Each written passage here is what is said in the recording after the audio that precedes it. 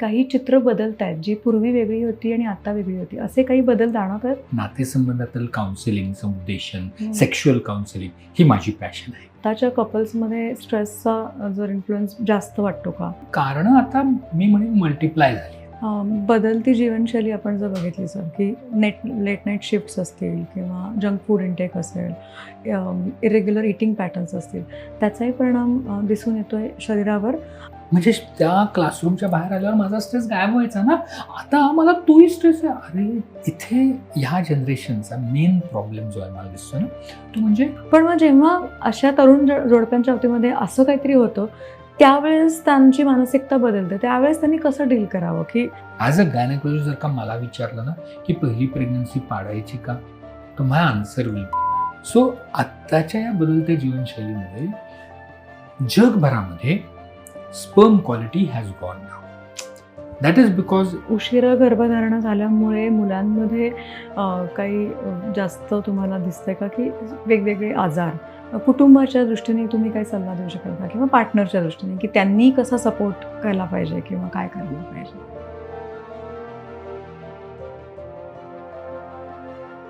नमस्कार, मी अवंती दामले. आजच्या उघडघडच्या पॉडकास्टमध्ये तुमच्या सगळ्यांचं स्वागत करते. आज आपल्याबरोबर आहेत पुण्यातले सुप्रसिद्ध स्त्रीरोग तज्ज्ञ डॉक्टर सागर पाठक. नमस्कार सर, मी तुमचं स्वागत करते आणि तुमच्याविषयी मला ऐकून घ्यायला आवडेल. So Avanti, thank you for having me on this podcast. उघड म्हणल्यावरती खूप काय उघडू नको. नाही. पण डेफिनेटली माझं थोडक्यात जर का बोलायचं झालं ना, तर बाय प्रोफेशन मी एक गायनेकोलॉजिस्ट आहे. सो पुण्यामध्ये कोथरूड इथे माझं हॉस्पिटल आहे, तिथे मी प्रॅक्टिस करतो. त्याच्याने आपलं घर खाणं घेणं चालतं. पण बेसिक पॅशन जी आहे ना माझी, ती म्हणजे रिलेशनशिप, नातेसंबंधातील काउन्सिलिंग, समुपदेशन, सेक्शुअल काउन्सिलिंग ही माझी पॅशन आहे. सो प्रोफेशन मी गायनेकोलॉजिस्ट जरी असलो तरी हृदयाने आपण म्हणूयात की I am a counsellor. Okay sir, मग तुम्ही मला सांगू शकता की या गेल्या 10-15 वर्षांमध्ये तुमच्याकडे जी जोडपी येतात त्यांच्यामध्ये काही वेगळे बदल तुम्हाला जाणवत आहेत का? तुमच्या म्हणजे डोळ्यासमोर असं दिसतं की काही चित्र बदलत आहेत, जी पूर्वी वेगळी होती आणि आता वेगळी होती. असे काही बदल जाणवत आहेत? काळ बदलतो तशा गोष्टी तर बदलणार, त्याच्यात वाद नाही. तुझं मला विचारलं की समस्या बदलतात का, तर फ्रँकली नाही, समस्या त्याच राहतात. समस्या सेम राहतात. म्हणजे पूर्वी ज्या गोष्टी घेऊन यायच्या त्याच गोष्टी घेऊन आत्ताही येतात. मग बदललंय काय, तर पूर्वीच्या ज्या काय समस्या होत्या ते क्लायंट जेव्हा किंवा जे पेशंट यायचे त्यांना त्या समस्यांबद्दल बऱ्याच वेळेला माहितीच नसायची, आणि ती समस्या आहे हे समजवण्यासाठीच थोडा वेळ जायचा. आता जे येतात त्यांना समस्या माहिती असते, त्या समस्येची सगळी माहिती काढतात, त्याचं काय काय गोष्टी करू शकतात हे सगळं गुगलवरून शोधतात. आता तर AI आलेलं आहे त्याच्यामुळे लगेच शोधतात. पण त्या समस्येचं प्रॅक्टिकली काय करायचं, त्याच्यावर उपाय काय करायचा आणि कोणाकडे जाऊन करायचा, आणि ती समस्या खरंच आपली आहे का, आणि जे काय AIने सांगितलंय ते जे प्रॉब्लेम आहेत त्यांनी आपलं सोडून होणार आहे का, हे आजही त्याही जोडप्यांना माहिती नाही. सो समस्या सेम आहेत, फक्त आउटलुक बदललाय.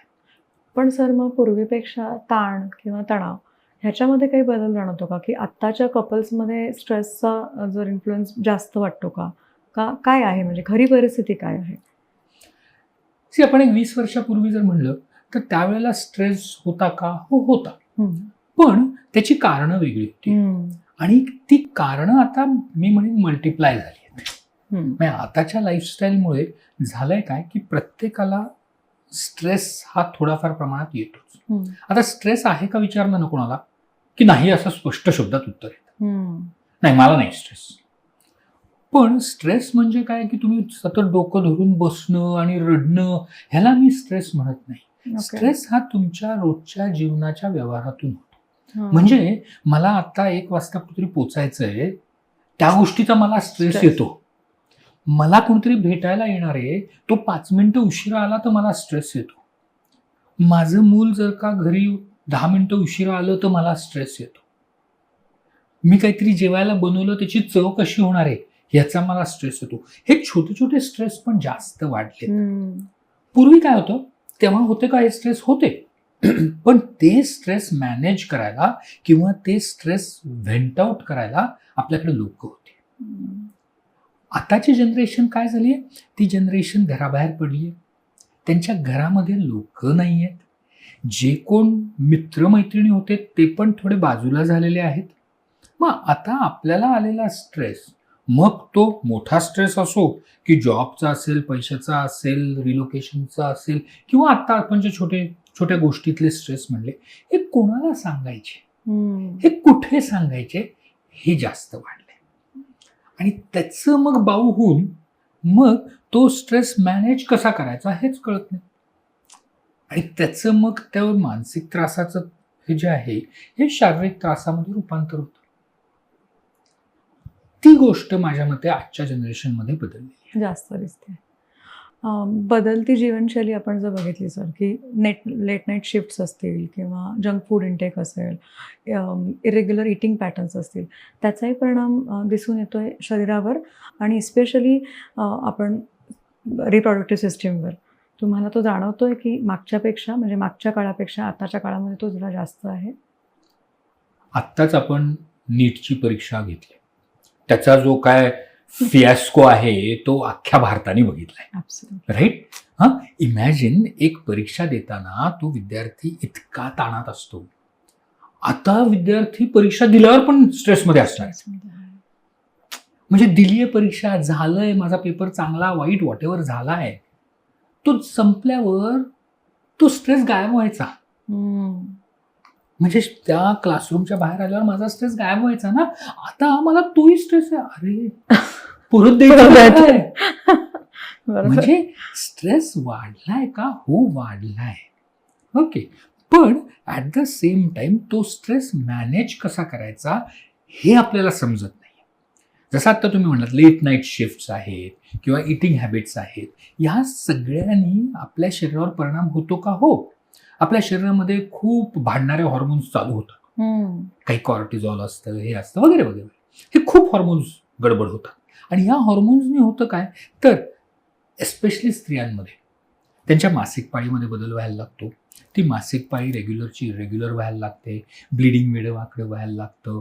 त्याचबरोबर त्यांना बीज बरोबर तयार होत नाही, मग प्रेग्नन्सी राहायला अडचणी येऊ शकतात. त्याचबरोबर त्यांच्या ॲपिअरन्समध्ये फरक पडतो, केसांची वाढ होते, वजन वेडवाकडं वाढतं, केस गळतात, पण पिंपल्स खूप येतात.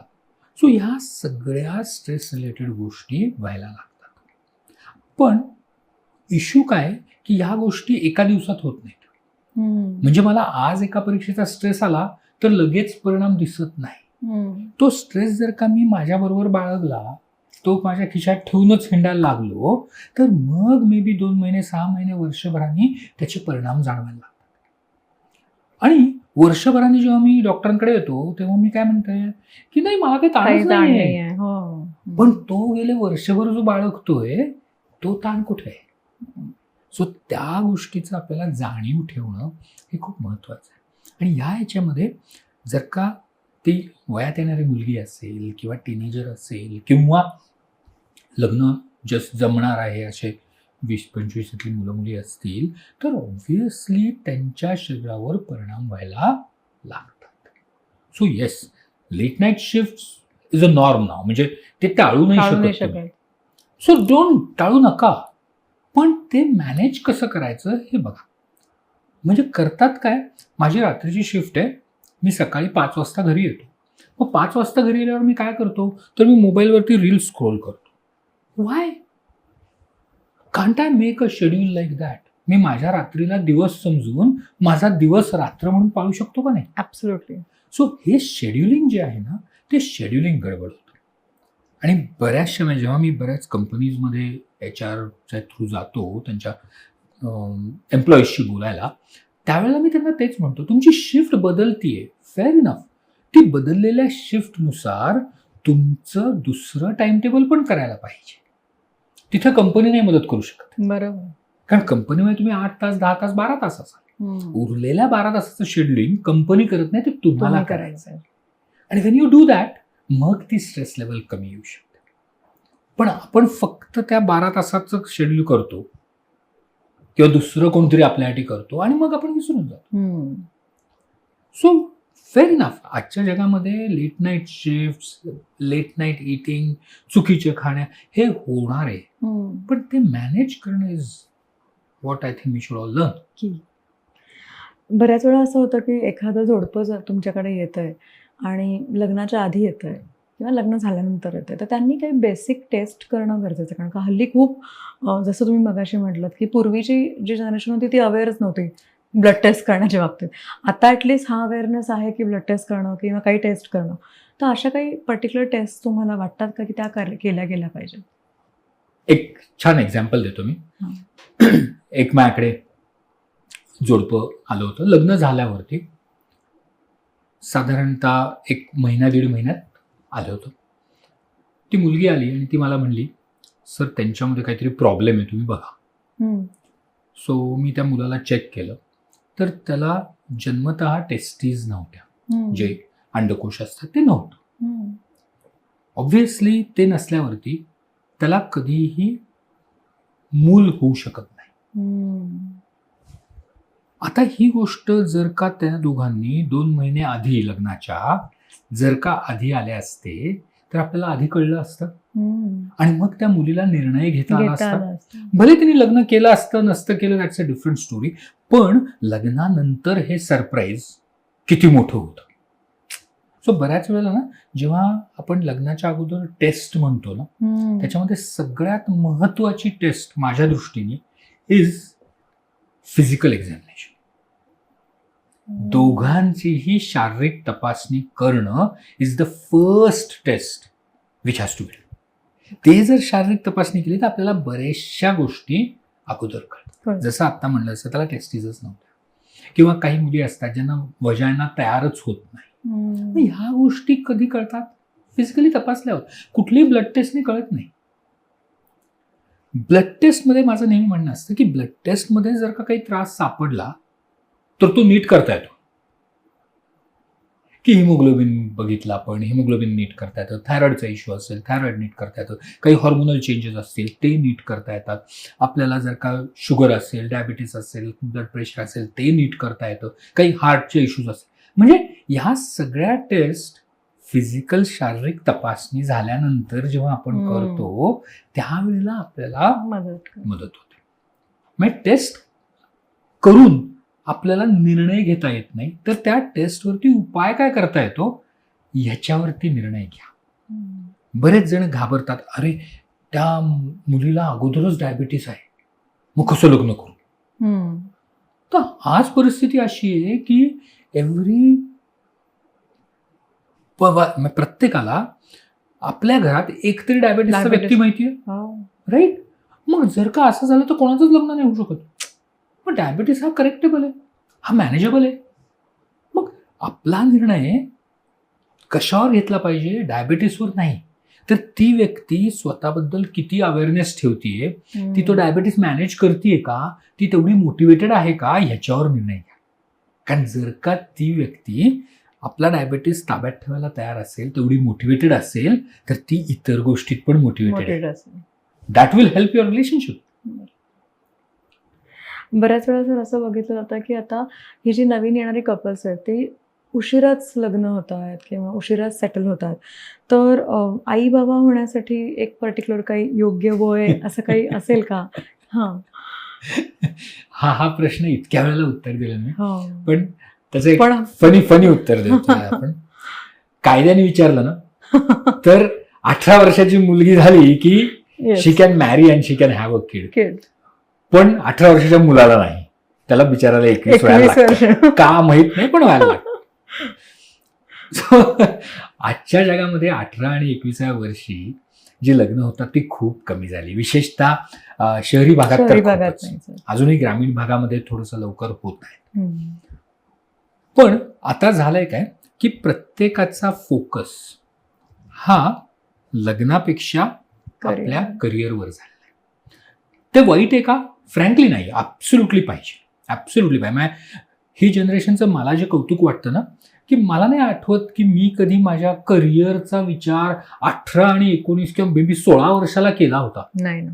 फ्रँकली नाही. म्हणजे मला नाही आठवत मी MBBS झाल्यानंतर पण विचार केला होता की आपलं करिअर काय असणार आहे, की आपण काय करणार आहोत 10 वर्षांनी. कारण त्या काळात तो आउटलुकच नव्हता माझ्याकडे. पण आताची मुलं इतकी अवेअर आहेत ना, I admire it about. Literally म्हणजे परवा मी एक मुलीला भेटलो, ती 10वी-11वीत होती. She had a plan chalked out की मी 12वी नंतर काय करणार, त्याच्यानंतर कुठं काय ॲडमिशन घेणार, काय कोर्सला घेणार, त्या कोर्स झाल्यानंतर मी काय करणार. तिचं पुढचे 12-15 वर्षाचं प्लॅनिंग झालेलं होतं, विच इज ग्रेट. मी एवढा अवेअरनेस आहे. पण त्यामध्ये त्यांचा जो फोकस आहे ना, तो फोकस फक्त स्वतःवरती, स्वतःच्या करिअरवर आणि मेजॉरिटीली मनी माइंडेड झालेलं आहे. म्हणजे मला हे शिकायचंय. का शिकायचंय? तर ह्याच्यातून मला ही नोकरी मिळेल आणि त्याच्यातून मला हे पैसे मिळतील आणि मला एवढे पैसे मिळाले की मग मी विचार करीन पार्टनरचा. This is the wrong mindset that they are going with. नेहमी म्हणतो मला कितीतरी, तुम्ही जसं म्हणता ना करिअर ओरिएंटेड लोक असतात, ते म्हणतात नाही आम्हाला हे घर विकत घ्यायचंय, अशी गाडी विकत घ्यायची, एवढा बँक बॅलन्स पाहिजे, मग आम्ही लग्न करू. मला त्यांचं म्हणणं एकच असतं की अगदी गरीबातला गरीब झोपडपट्टीत राहणारा माणूस पण लग्न करतो, त्यालाही मुलं होतात, तोही त्याची मुलं सांभाळतो आणि महालात जन्मलेली लोकही त्यांची मुलं सांभाळतात. So money is not the criteria. Criteria काय आहे की आपल्याला दुसऱ्या व्यक्तीची गरज आहे का, आणि ती गरज पावलोपावली जाणवायला लागते. आणि जसं तुमचं वय वाढतं तशी ती गरज वाढत जाते.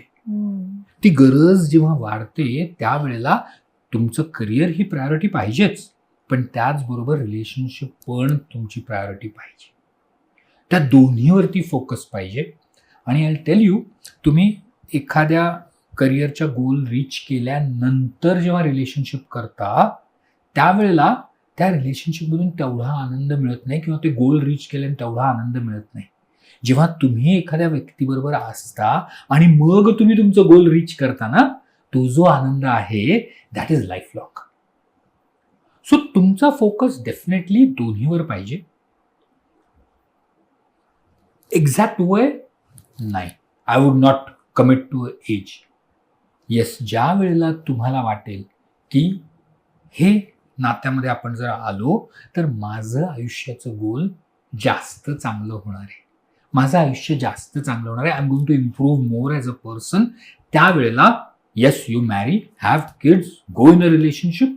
आय एम नॉट सेइंग की तुम्ही लग्नच करा, तुम्ही लिव्ह इनमध्ये राहा, तुम्ही जस्ट फ्रेंड्स म्हणून राहा, you remain in whatever names you call to that relationship. पण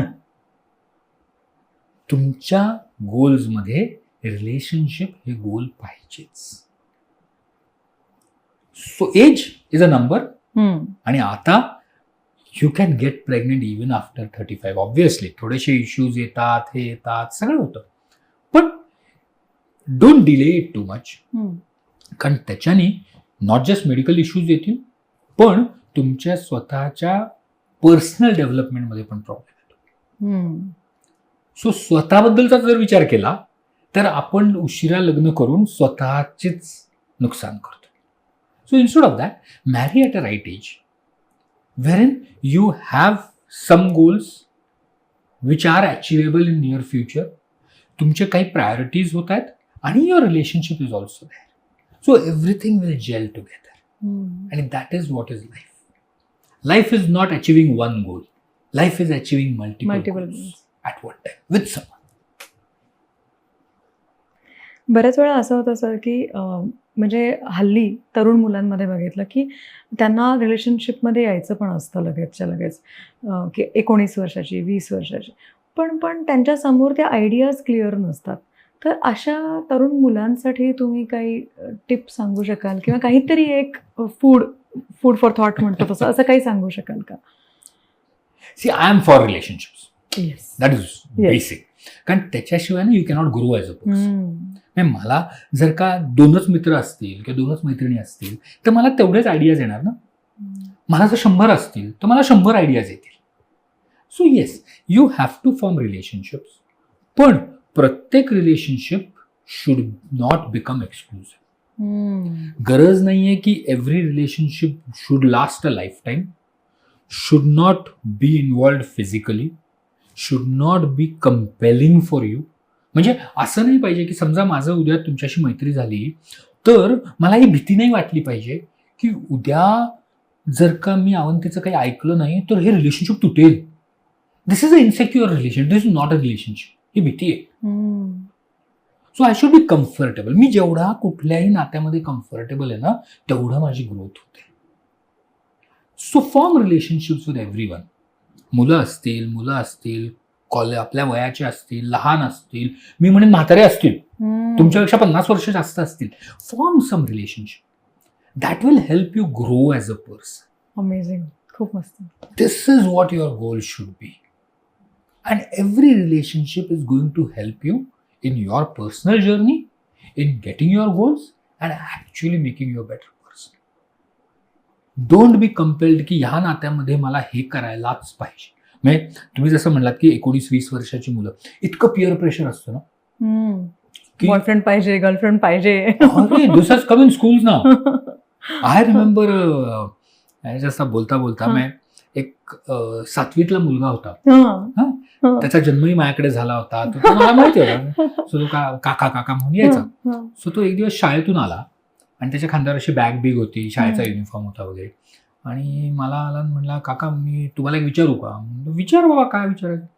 तुम्ही मला मदत कराल का? म्हणलं करतो. काय करायची मदत तुला? नाही मला पळून जायचंय. बर ओके.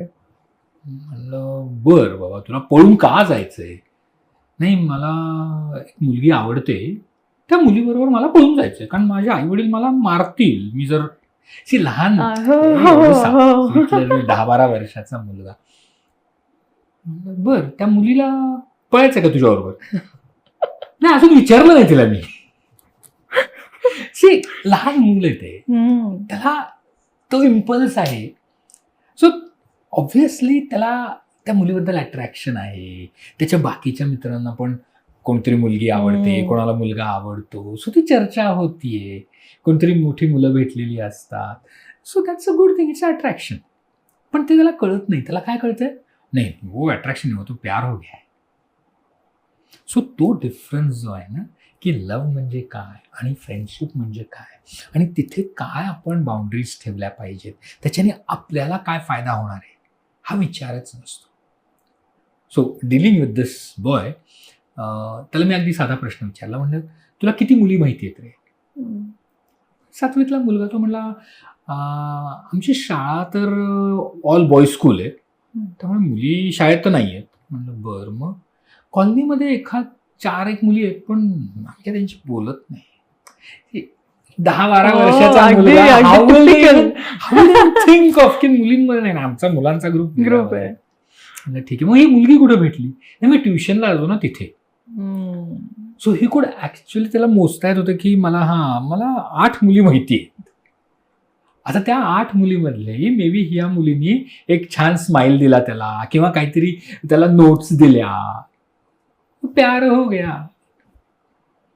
सो त्याला तेच सांगितलं ना, ठीक आहे फाईन, ही तुला मुलगी आवडते ना, ओके. आत्ता तिच्याबरोबर तुला एन्जॉय करता येतंय, तुला गप्पा मारता येतात, व्हेरी गुड. सो आत्ता ते कर. अजून एक वर्षभराने जेव्हा तू 1-2 वर्षांनी तू शाळेतून कॉलेजमध्ये गेला की तुला अजून मुली मिळतील. मग कदाचित त्या 8च्या ऐवजी तुला 100 मुली भेटतील. मग ह्याच्यापेक्षा एखादी चांगली मिळू शकते ना तिथे. हा म्हणजे मिळू शकते पण मला आता ओके मिळू शकते, फाईन. मग तू 11वी-12वीत म्हणजे साधारणतः 16-17 वर्षाचा होशील. म्हणलं मग त्याच्यानंतर तू मोठ्या कॉलेजमध्ये जाणार, तिथं तर तुला 400-500 मुली भेटतील. त्या 100 पैकी पण एखादी चांगली असू शकेल त्या 500 मध्ये. असू शकते. म्हणलं मग व्हेरी गुड. मग आता काय कर, या मुलीबरोबर छान मैत्री कर, तिच्याबरोबर गप्पा मार, खेळ, अभ्यास कर, सगळं कर. आणि मग बघ ना कॉलेजपर्यंत ती मैत्री टिकते का. कदाचित तुला 11वीत दुसरी चांगली मुलगी मिळेल, कदाचित सिनियर कॉलेजमध्ये आणखीन चांगली मिळू शकेल. आणि तरी तुला वाटलं की ह्याच मुलीबरोबर पळायचं तर मी मदत करतो तुला. किती गोड. ह्या अशा बाउंड्रीज टाकता येणं जमलं पाहिजे. आणि इथे प्रॉब्लेम काय तो आय टेल यू, इथे ह्या जनरेशनचा मेन प्रॉब्लेम जो आहे मला दिसतो ना, तो म्हणजे त्यांना ओपन अप व्हायला तेवढे ॲव्हेन्यूज नाही आहेत. आई वडिलांना पण बऱ्याच वेळेला वेळ नाहीये, किंवा ओपन अप व्हायचंय आई वडिलांना, पण आई वडिलांना ते जे सेन्सिटिव्ह टॉपिक आहेत ना ते बाजूला ठेवून ओपन अप व्हायचंय. त्यांना त्यांच्या मुलांना एक मूल म्हणून बघायचं नाहीये, ते बाजूला लहान बाळ म्हणून बघायचंय. ते ग्रो होतंय, त्याला नवीन एक्सपिरियन्स मिळणार आहे, त्याला नवीन गोष्टी मिळणार आहेत. आणि आता विथ दिस AI आणि इंटरनेट एक्सप्लोजन ह्या मुलांना खूप माहिती खूप लवकर वेळेच्या आधी नको असताना पण मिळते, आणि तुम्ही अवॉइड नाही करू शकत. ओके, रिसेंटली कितीतरी कंट्रीजनी 16 वर्षाच्या खालच्या मुलांना बॅन केलं from social media. Do you think it is going to work? It is not going to work. These kids are more intelligent smarter than all governments. All governments. Yes. म्हणजे मला आठवतं एका मुलीला, मी ट्रिपला गेलो होतो महाबळेश्वरला, आणि 6 का 7 वाजता मला त्या आईचा फोन आला होता. तर त्या मुलीला सोशल मीडियाचं असं ॲडिक्शन होतं, आणि ती खूप ऑनलाईन गेम्स खेळायची आणि खूप काय काय खरेदी करायची वगैरे वगैरे. सो तिचं काउन्सिलिंग झालं होतं, आणि मग ते तरी ती करत होती. मग आईने काय केलं, तर तिचा मोबाईल तोडून टाकला, लपवून ठेवला, इंटरनेट घरातलं काढून टाकलं वगैरे वगैरे वगैरे. आणि ती 7 वाजता त्या आईचा मला फोन आला. विचार कर, मी ट्रिपला गेलेलो महाबळेश्वरला, 7 वाजले होते सकाळचे. पण द प्रॉब्लेम वॉज, त्या मुलीने काय केलं माहिती, ती सकाळी दूध आणायला गेली. आता आईला म्हणली मी दूध आणते, आज सकाळी मी उठले. तर दूध आणायला गेली, त्या दूधवाल्याकडे गेली, त्या दूधवाल्याशी गोड बोलली, त्याचा मोबाईल घेतला, त्याचं इंटरनेट घेतलं, आणि त्याच्यावरून तिने काहीतरी ऑर्डर केली.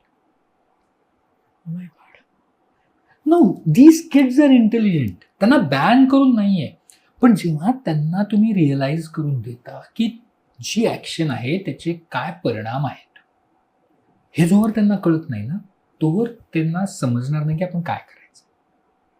सो ह्या जनरेशनला इन्फॉर्मेशन खूप मिळणार आहे, पण आई वडील किंवा टीचर्स किंवा त्यांचे कोण रोल मॉडेल्स आहेत, ह्या सगळ्यांना त्यांच्याबरोबर काम करायला लागणार आहे, so that they can actually work with them आणि हेल्प देम ग्रो, आणि अंडरस्टँड की काय बरोबर आहे, काय चूक आहे, आयडियल्स काय आहेत, एथिक्स काय आहेत. नाही तो फिर चलता है, ये तो चलता है. बरोबर. बऱ्याच वेळा असं होतं सर की म्हणजे जेव्हा लग्न झालेले तुम्ही म्हणतायप्रमाणे कपल्स आहेत, आणि मग त्यांना एक पहिली 3-4 वर्ष मूल नको असतं, त्यांचं प्लॅनिंग चालू असतं, आणि मग त्याच्याबद्दल पण बरेच थॉट्स असतात, त्याचं पण एक प्रेशर असतं. तर अशा वेळेस काय विचार केला गेला पाहिजे? का डॉक्टरांच्या सल्ल्याने नुसत्या गोळ्या घेणं हा एक सोल्युशन आहे त्याच्यावरचं, का दुसरं काही करता येईल? थोडासा ब्रॉडर आपण ॲस्पेक्ट देऊ शकलो या गोष्टीला तर. सो फॅमिली प्लॅनिंग हे खूप हॉट टॉपिक असतो प्रत्येक जोडप्यामध्ये.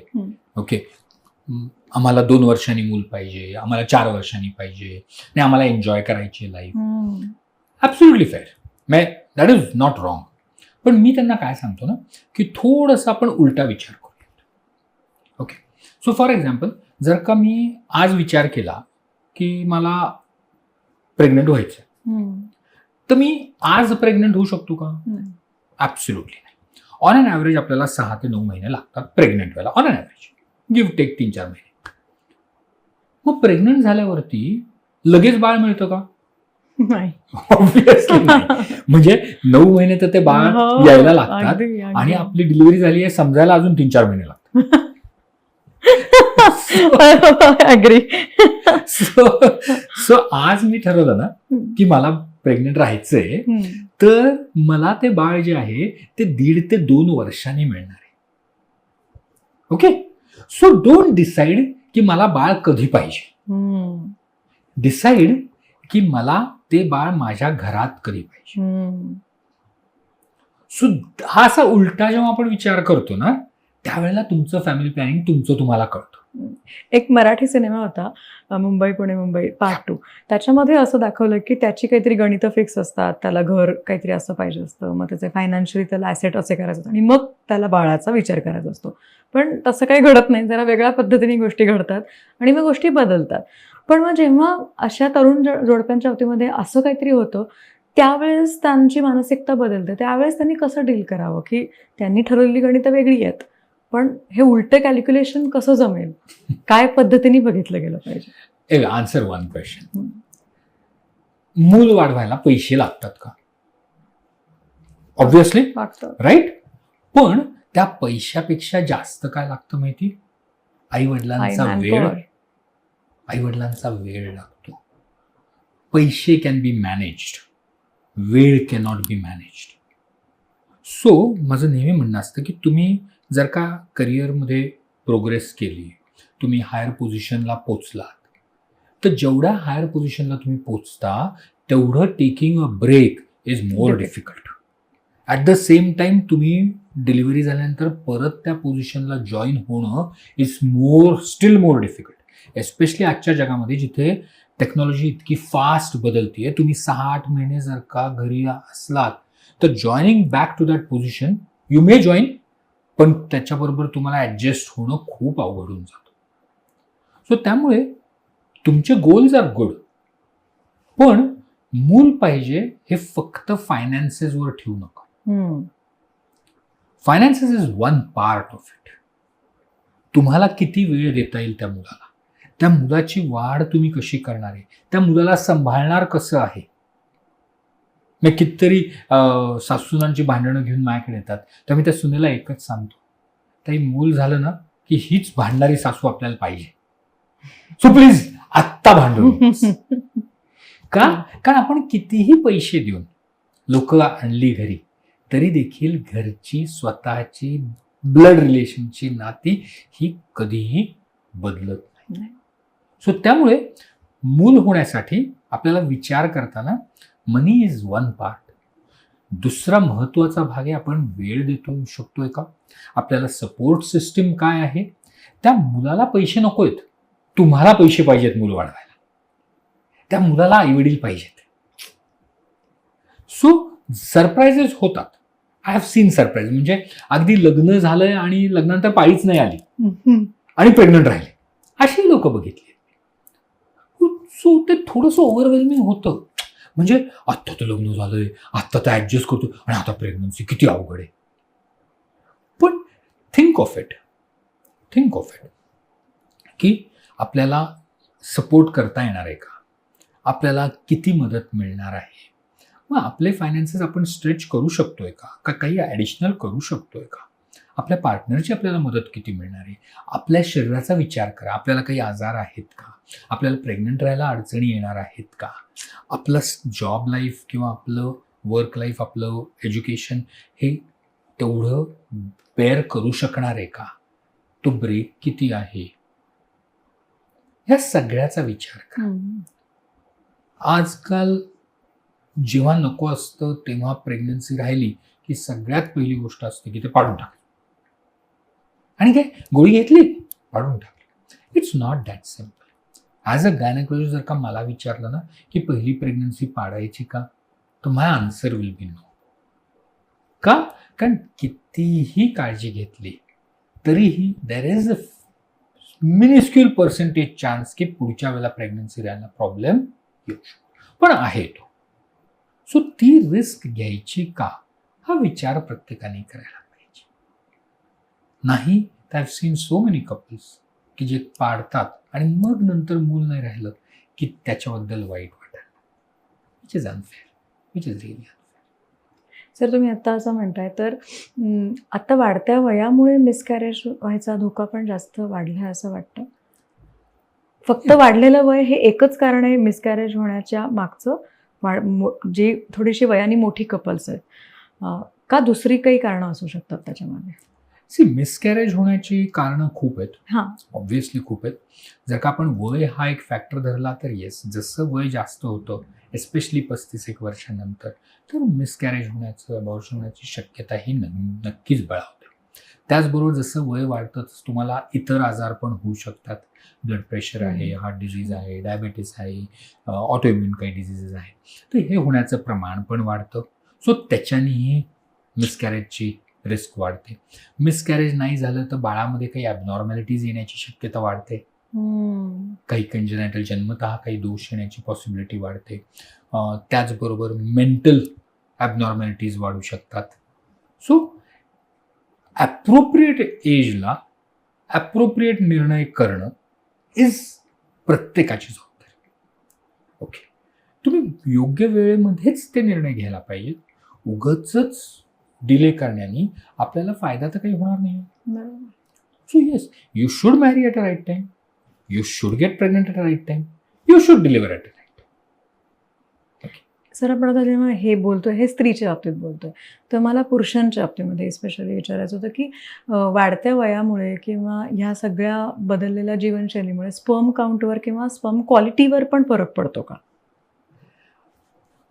I don't know whether you have read this. Recently, there was a sperm race conducted. Okay. कारण काय झालंय की जगभरामध्ये मेल फर्टिलिटीवरती परिणाम झालेला आहे. स्पर्म काउंट जगभरात कमी होतोय. स्पर्मची हालचाल, मोटिलिटी, त्याची कपॅसिटेशन हे कमी होतंय. So actually I forgot the name of the organization ज्यांनी ती कंडक्ट केली. तर that was a sperm race की ज्यामध्ये दे टूक स्पर्म सॅम्पल्स फ्रॉम मेन आणि त्याची रेस लावली which sperm is more powerful. आणि they are planning to conduct those races with countries की इंडियाचे स्पर्म्स आणि पाकिस्तानचे स्पर्म्स आणि अमेरिकेचे sperms. Why to raise awareness. So आत्ताच्या या बदलत्या जीवनशैलीमुळे जगभरामध्ये sperm quality has gone down. That is because एक म्हणजे आपली बैठी लाईफस्टाईल आहे, फूड इनटेक चुकीचा आहे, एक्सरसाइज ही गोष्ट नाही आहे, स्ट्रेस लेवल जे आहे ते खूप जास्त होत आहेत. त्याचबरोबर जे आपले स्पर्म्स जे तयार होतात ते तयार होण्यासाठी आपल्याला 1 डिग्री टेम्परेचर कमी लागतं. दिस इज बेसिक. त्याच्यामुळे प्रत्येक पुरुषाचे जे टेस्टीज असतात ते शरीराच्या बाहेर असतात. पण आता होतंय काय की we are wearing too tight clothings, खूप वेळ बसून राहत आहे. त्याच्यामुळे त्या टेस्टीजच्या आजूबाजूचं जे टेम्परेचर आहे ते जवळजवळ शरीरा एवढंच होत आहे. That is also one more reason. So त्यामुळे स्पर्म काउंट हा नीट करण्यासाठी आपल्याला ह्या सगळ्या गोष्टी नीट करायला पाहिजे. नॉट जस्ट युअर लाईफस्टाईल, पण आपण एक्सरसाइज किती करतोय, आपण किती वेळ बसून राहतोय, आपण ऍक्टिव्हिटी करतोय का, आपण खातोय बरोबर का, आपण स्ट्रेस लेवल किती घेतो आहे. So all these things will be important. You are a nutritionist, you know की pesticide residue in food is a major issue. Second thing is hormones in food, which is a major issue. So ह्या दोन्ही गोष्टी sperm काउंटला मारकच आहेत. So obviously as you are going to age तुमचा sperm count, motility ही खाली खाली जाणार. सर, आता ह्या विषयावर बोलताना आता एक खूप बऱ्यापैकी चर्चा केली जाणार विषय म्हणजे एग फ्रीजिंग. कारण का मुलींना करिअर करायचे आहेत, मुलींना पुढे जायचं आहे, तर एग फ्रीजिंग ह्याविषयी खूप बोललं जातं आता की, आणि मुली हा विचार पण करतात की ठीक आहे, आम्ही आमच्या करिअरच्या एका पॉईंट नंतर आम्ही हे आत्ता करून ठेवतो बिकॉज वी आर हेल्दी, पण मग आम्ही फ्युचरमध्ये त्याचा वापर करू. तर ह्याच्याविषयी थोडंसं सांगू शकाल का? एग फ्रीजिंग म्हणजे काय, त्याचा फायदा काय होऊ शकतो आणि त्याच्या मागची कारणं काय आहेत? एग फ्रीजिंग म्हणजे काय, आता आपण बोललो ना की जितकं आपण लेट प्रेग्नन्सी प्लॅन करतो तितकं आपलं एग्सची क्वालिटी कमी होते. सो त्यामुळे मी जर का 25, 26, 28व्या वर्षी माझे एग्स काढून ठेवले आणि ते फ्रीज करून ठेवले, तर 10 वर्षांनी मे बी ते एग्स मी टेस्ट ट्यूब बेबी किंवा IVF ज्याला मी म्हणतो त्याच्याने मी फर्टिलाइज करू शकतो आणि मला प्रेग्नन्सी ठेवू शकतो. टेक्निकली किती छान गोष्ट आहे ना, ॲब्सोल्युटली फॅन्टॅस्टिक. त्याच्याने आपल्याला आपलं करिअर करता येतं, आपले गोल्स सेट करता येतात, सगळं करता येतं आणि मग जेव्हा मला पाहिजे तेव्हा मी प्रेग्नन्सी ठेवू शकते. It is good. It is good. ज्यांना खरंच they really are not looking at a pregnancy just now, for them it's a very good option. जर का पर्सनली विचार केला तर जेव्हा तुम्ही ते फ्रोझन एग वापरणार आहे त्यावेळेला तुम्हाला जेव्हा प्रेग्नन्सी राहणार आहे ती जर का तुमच्या शरीरात राहणार आहे तर your body has aged. Absolutely. So त्याचे साईड इफेक्ट्स तुम्हाला होणारच आहेत. ॲट द सेम टाइम जेव्हा ते मूल जन्माला येईल तेव्हा तुमचं वय 26 नसणार आहे ना. So how are you going to care for that child, हा एक विचार करायला पाहिजे.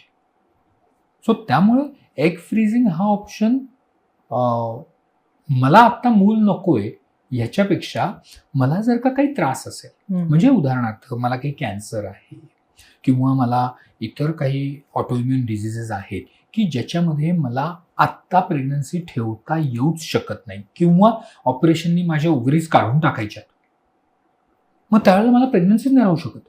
मग त्याच्याऐवजी आत्ता जर का मी एग फ्रीज केले तर मे बी माझी कॅन्सरची ट्रीटमेंट, माझी बाकीची ट्रीटमेंट झाल्यावरती मग I can plan for a baby. So it's a very good option for that. So medically हे खूप छान ऑप्शन आहे. पण आत्ताच्या घडीला मुली काय विचार करतायत, केवळ मला 10 वर्षांनी मूल पाहिजे म्हणून आज फ्रीज. सो काहींना प्रोफेशनली पण लागतं, you know. I know few actresses की ज्यांचं आत्ता करिअर चालू आहे, आत्ता जर ती प्रेग्नंट राहिली तर her career is going to be finished. So for them it can be a professional commitment to freeze their eggs just now and use them after their career end स्टेजला यायला लागतं. So that can be a professional commitment. आता आपण बोलतोय ह्या सगळ्याविषयी, तर उशिरा गर्भधारणा झाल्यामुळे मुलांमध्ये काही जास्त तुम्हाला दिसतंय का की वेगवेगळे आजार, उदाहरणार्थ डाऊन सिंड्रोम असेल किंवा असे काही, त्याचं प्रमाण वाढल्यासारखं वाटतं का? अनुवंशिक रोग म्हणूयात किंवा जेनेटिकल डिसिजेस म्हणूयात, ह्याच्याविषयी. नाही, जसं आईचं वय वाढतं ना तसं ऑब्व्हियसली त्या मुलामध्ये प्रॉब्लेम यायची शक्यता असते. मग ते फिजिकल डिफेक्ट्स असतील किंवा जेनेटिक डिफेक्ट्स असतील किंवा बाकीचे काही डिफेक्ट्स असतात, तुम्ही डाऊन सिंड्रोम म्हणलात, तसे इतर अनेक हेरिडिटरी डिझिजेस असतात की जे येणं पॉसिबल होऊ शकतं. सो त्यामुळे जेव्हा ती आई जास्त वयाची आहे त्यावेळेला तिच्या काही तपासण्या आपल्याला करायला लागतात आणि त्याच्यातून मग आपल्याला लक्षात येऊ शकतं की बाबा त्यांना काही आजार आहेत का. ऑब्व्हियसली मेडिसिन हे काही 100% सायन्स नाही आहे की ज्याच्यामध्ये आपण सगळे आजार अगोदर शोधू शकतो, पण मेजॉरिटी आपल्याला स्क्रीन करता येऊ शकतात. सो त्यामुळे वाढतं age is going to be a risk factor. तो रिस्क फॅक्टर आपल्याला करायलाच पाहिजे. आता आपण थोडंसं हल्ली जे सगळीकडे बोललं जातं ह्याच्याविषयी बोलत, म्हणजे PCOD. म्हणजे सारा अली खाननी जेव्हा सांगितलं की तिला PCODचा त्रास होता तेव्हापासून तर ते सगळ्यांना जास्तच बोलायला लागले. तर PCOD का होतोय आणि त्याच्यावरचे उपाय, म्हणजे ऑफकोर्स मेडिसिनल आहेतच, पण बाकी अजून काही फोकस करणं गरजेचं आहे का? सो आता त्या PCODचं इतकं नामांकन झालेलं आहे. तसं लेटेस्ट तर आता त्यांनी मेटाबॉलिकल ते PMOS is a big big name. So पण बेसिकली आत्ताचं जे नॉमेनक्लेचर केलं त्यांनी PMOS म्हणजे, तर that is a very self explanatory nomenclature. कारण का तुला सांगतो, तर PCOD हा एक लाईफस्टाईल आजार आहे. ओके, तो पूर्वी होता का, तर मे बी 50 वर्षापूर्वी खूप खूप खूप कमी होता, पण आता तो वाढलाय. तर रिझन बिंग की प्रत्येक मुलीची लाईफस्टाईल बदलते. लाईफस्टाईल बदलते म्हणजे again we go to the same old basics. The stress level आहे, खाणं पिणं आहे, झोप नाही, ॲब्सोल्युटली झोप नाही. आणि दिस मीडिया, सोशल मीडियानी तर झोप ही म्हणजे लिटरली बेडरूमच्या बाहेर ढकलून दिली ती. सो झोप आहे, तुमचं खाणं आहे, एक्झरसाइज आहे, ह्या सगळ्या गोष्टी are adding to your stress. I recently had a very funny case की जिथे that girl was stressed because she wanted to be a gym trainer आणि ती दिवसात लिटरली 4-4.5 तास she was taking training. She wanted to be a gym trainer, which is very good. पण she was having that stress because of excessive exercise. पण ते कळत नाही. म्हणजे जेव्हा आपण PCOS बद्दल बोलतो ना, त्यावेळेला आपण नेहमी सांगतो की एक्सरसाइज करा. एक्सरसाइज करा डेफिनेटली, पण over exercise is also a stressful factor. You eat healthy food, पण ते हेल्दी फूड जर का तुम्ही जबरदस्तीने खाणार असाल आणि ते मला आवडत नाही, मला हे नाही, आणि मग ते उगाचच गिळणार असाल, तर it's not You will not get benefit, absolutely. Will not get that benefit. कारण आफ्टर ऑल आपल्या शरीराचं सगळं कनेक्शन इथे आहे. Mind. So you have to enjoy what you do. So ह्या मुलींनी आता आपली लाईफ एन्जॉय करणं is very important. That is the first lifestyle change that we should do. आणि लाईफ एन्जॉय करायचं म्हणजे काय, पार्टीला जायचं नाही आहे, तर take happiness in the small things that you are doing. So I am exercising, I feel happy, I feel good, fantastic. मी काहीतरी छान खाल्लं, मला चांगलं वाटलं, फॅन्टॅस्टिक. भले त्याच्यामध्ये आहे खूप तेल आहे, तूप आहे, पण मी ते लिमिटमध्ये खाल्लं. I could control my self. So mindfulness पाहिजे. Yes. So this is more important. So the more happiness you derive from small activities, your stress is going to go down and PCOS is going to go down. Nice. So this is what I want all these girls to do. आणि त्याच्यामुळे हा वाढलाय. मी अभ्यास करतोय, मला stress घेऊन अभ्यास केला, it's not going to work. मला काहीतरी नवीन शिकायला मिळालं, ह्या अँगलने मी जर अभ्यास केला, तर that's going to help me. So it's the mindset that you need to change. That will help you change your lifestyle. Irregular periods हे जसं एक लक्षण आहे PCODचं, तशी अजून काही लक्षणं तुम्ही सांगू शकाल का? I would say irregular period हे खूप उशिरा येणारं उशिरा लक्षण येणार आहे. आहे. हां. पहिले इफेक्ट्स ना खूप सुरुवातीला येतात आणि ते खूप छोटे छोटे असतात, म्हणजे पिंपल्स येणं. सी आय टेल यू, तुम्ही माझ्यासारखी मोठ्या माणसांना ना 1-2 पिंपल आले तर did not bother about it. But imagine एक 16 वर्षाची मुलगी, माझी लेक तिला एक पिंपल आला ना, दॅट्स डिझास्टर आहे. सो ती गोष्ट आहे ना, ती तिथून चालू होते. सो स्किनमध्ये चेंजेस होतात, स्किन खूप ऑइली होते, पिंपल्स यायला लागतात, ब्लॅक मार्क्स यायला लागतात, एस्पेशली अराउंड युअर नेक. त्याच्यानंतर हेअर गळायला लागतात. ॲट द सेम टाइम नको तिथे अनवॉन्टेड हेअर यायला लागतात, म्हणजे मिशीवर यायला लागतात, दाढीवर यायला लागतात, पोटावर यायला लागतात, हातापायावर खूप एक्सेसिव्ह हेअर यायला लागतात. So that is one more thing. त्याचबरोबर वजन फ्लक्च्युएट व्हायला लागतं सुरुवातीला वजन वाढत नाही. आय टेल यू, सुरुवातीला ना वजन फ्लक्च्युएट होतं, कधी मध्येच वाढतं, कधी कमी होतं. आणि मग दॅट गर्ल गेट्स कन्सिडर, व्यायाम केला तरी वजन वाढतं, नाही केला तरी वाढत नाही, मग फॉरगेट इट, मग एक्सरसाइजच नको करायला. आणि देन नेक्स्ट स्टेज कम्स की ते वाढत जातं, आणि मग शी स्टार्ट्स एक्सरसाइजिंग, मग आता वजन कमीच होत नाही. So these are the small things which first start. आणि ते त्या स्टेजला आपण कंट्रोल केलं ना, तर मग पुढे जात नाही. नाहीतर मग मग पिरियड्स इरेग्युलर व्हायला लागतात, इतके इरेग्युलर होतात की मग गोळ्या घेतल्याशिवाय येतच नाही, आले तरी मे बी जस्ट स्पॉटिंग आणि असं गोष्टी होतात.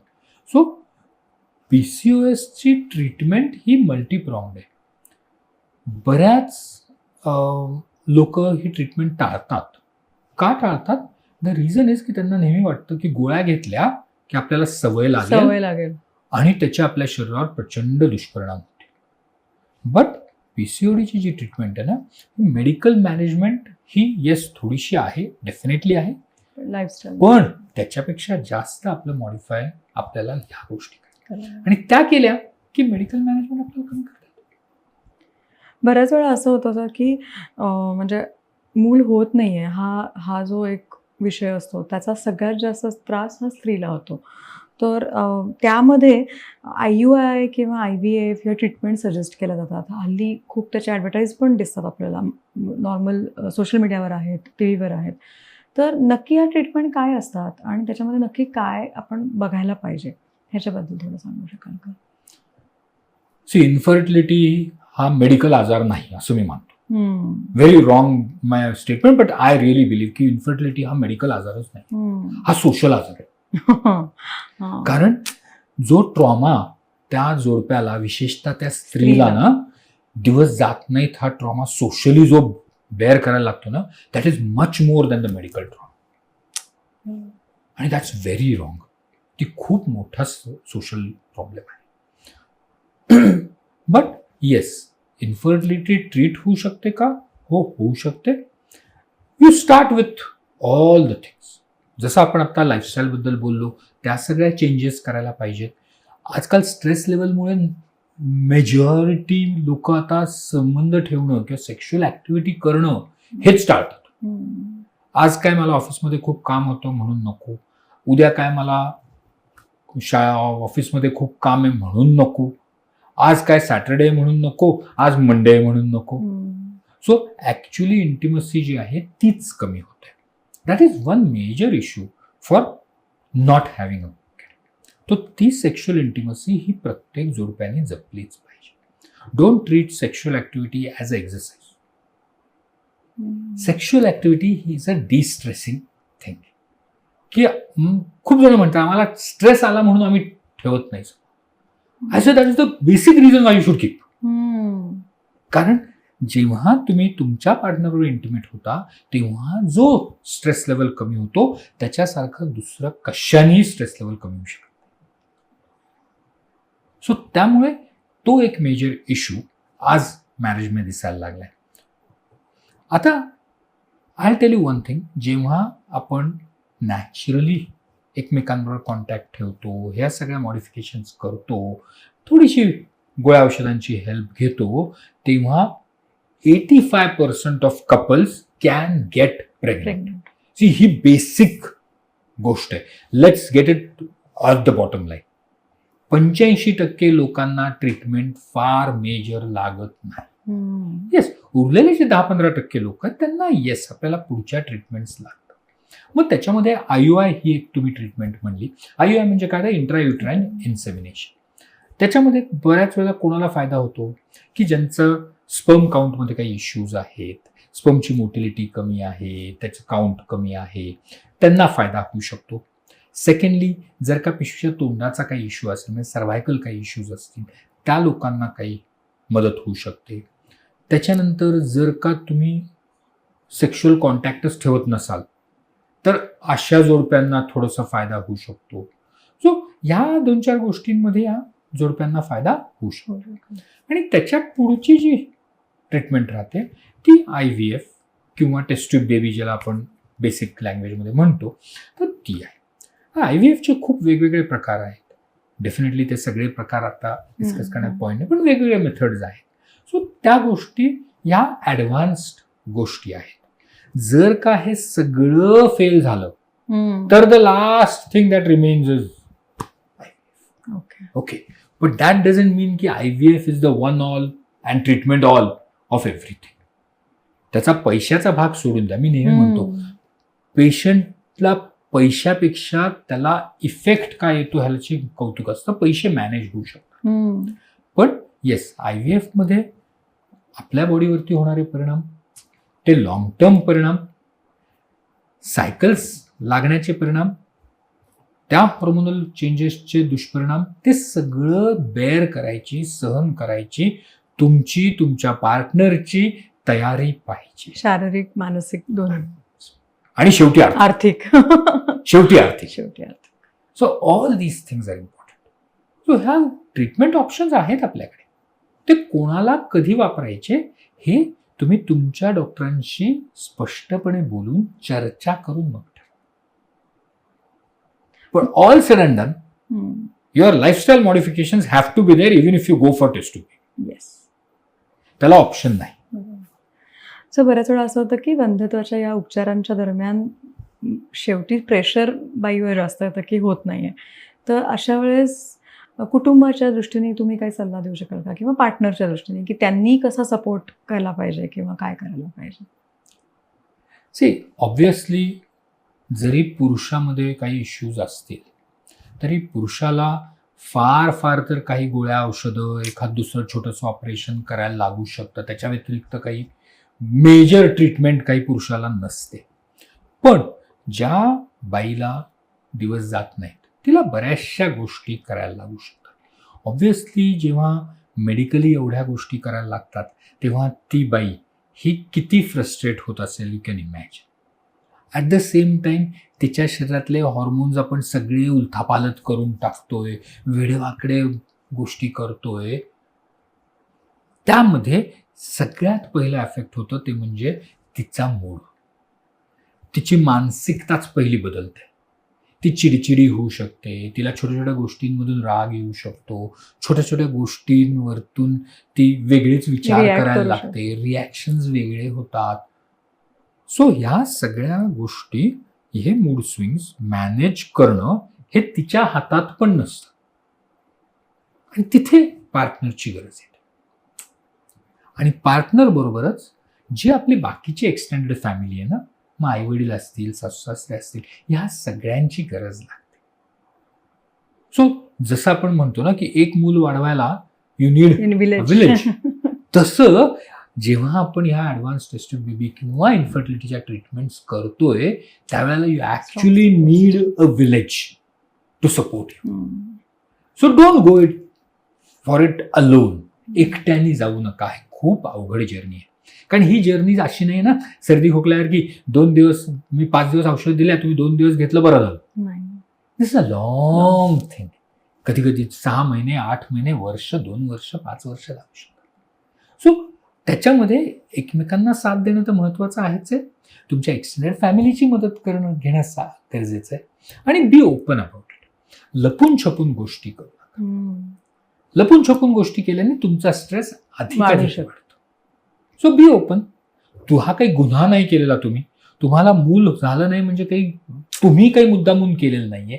आणि ही गिल्ट जी आहे ना, ती गिल्ट विशेषतः स्त्रियांना खूप जास्त जाणवते की माझ्यात काहीतरी कमतरता नाही. तुमच्यात कमतरता नाही. तुम्ही काही चूक केलेलं नाहीये ज्याच्यामुळे तुम्हाला दिवस जात नाहीत. हा म्हणजे मला जर का माझं बोट दुखतंय, मी कापून टाकलं तर ही माझी चूक आहे. पण ते बोट दुखतं ही माझी चूक नाही ना.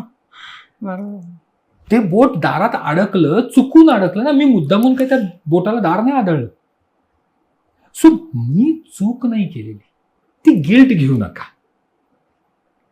दिस इज अ डिझीज. त्याला ट्रीटमेंट करायची.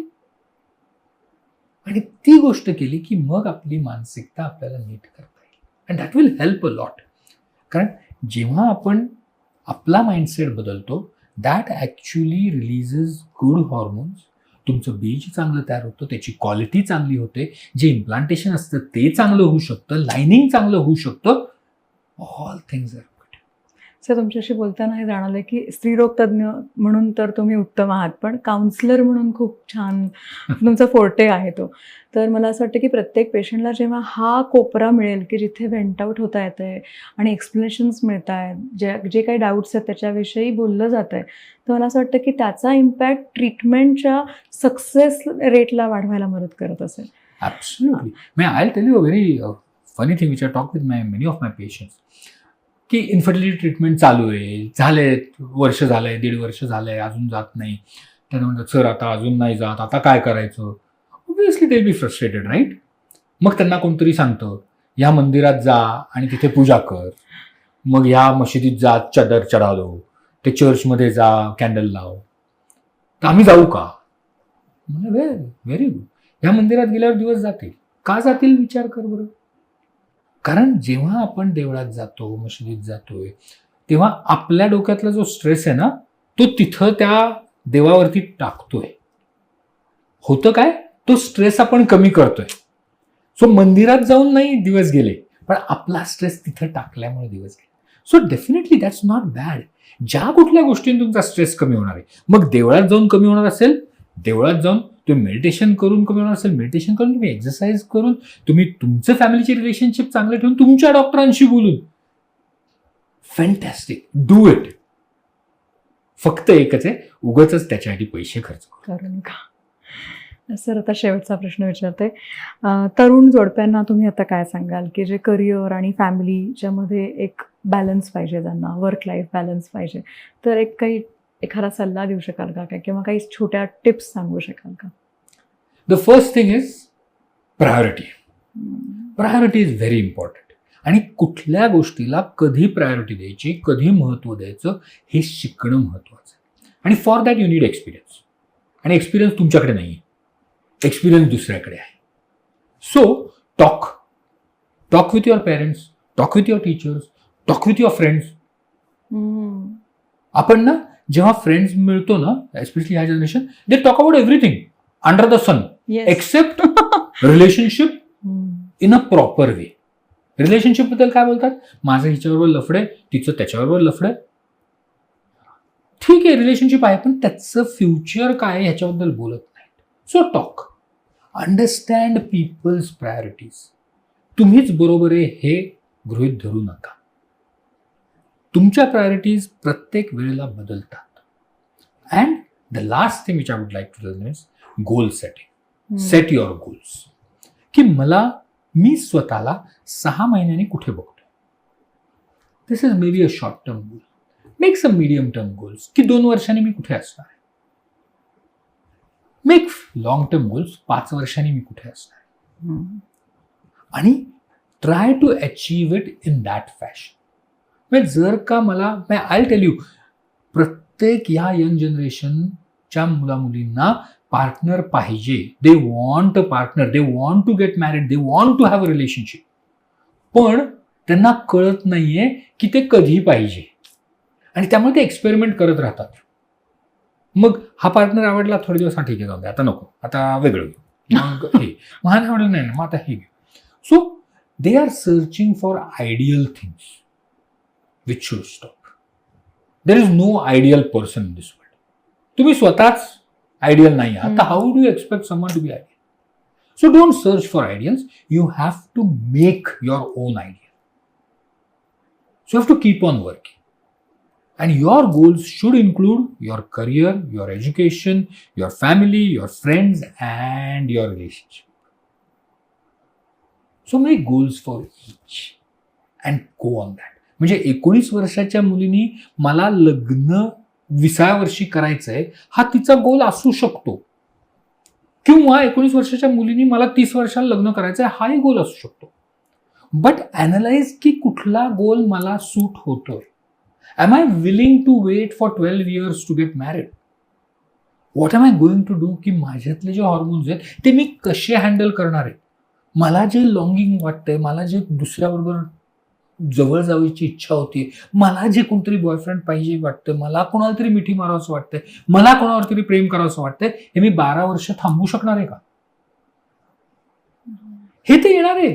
दिस इज नॅचरल फिजिओलॉजी. मला वाटणारच आहे, पण मी थांबू शकणार आहे का? थांबू शकणार असेल, वेल अँड गुड. पण जर नसेल थांबू शकणार, तर मग मी जर का कुठेतरी हे छोटे छोटे रिलेशनशिप करून माझ्या शरीराचं नुकसान करणं कितपत शहाण्याचं? So don't do it then. So त्यामुळे एक्सपेरिमेंटेशन स्वतःवर करू नका. You experiment on your ideas. That helps. Fantastic. मी असं म्हणून की म्हणजे ह्या 1 तासाच्या ह्याच्यामध्ये आपण ज्या काही गप्पा मारल्या त्याच्यामध्ये ऑफकोर्स शास्त्रोक्त माहिती तर आहेच, पण विजडम, ज्याला मराठी भाषेमध्ये शहाणपण म्हणतात, ते फार गरजेचं असं. सो मला माहिती आहे प्रेक्षकांना हा एपिसोड खूप आवडला असेल, आणि तुम्हाला काही विषयांवर स्पेशल ऐकायचं असेल सरांच्याकडून, तर आपण तेही टॉपिक घेऊयात. प्लीज तुम्ही ते मेन्शन करा कमेंट्समध्ये. आणि सर, मी तुमचे आभार मानते. म्हणजे स्त्रीरोग तज्ज्ञ प्लस विजडम असं एकत्र मिळाल्यामुळे आम्हाला असं वाटतं की खूप वेगळी दालनं विचारांची ओपन होऊ शकतात, कवाडं ओपन होऊ शकतात, की ज्याच्यामध्ये एक वेगळा विचार येईल आणि जो समाजाच्या आरोग्याच्या दृष्टीने चांगला असेल, आणि मला असं वाटतं की ओव्हरऑल ग्रोथसाठी पण मदत करेल. So thank you so much sir. Thank you so much. Thank you.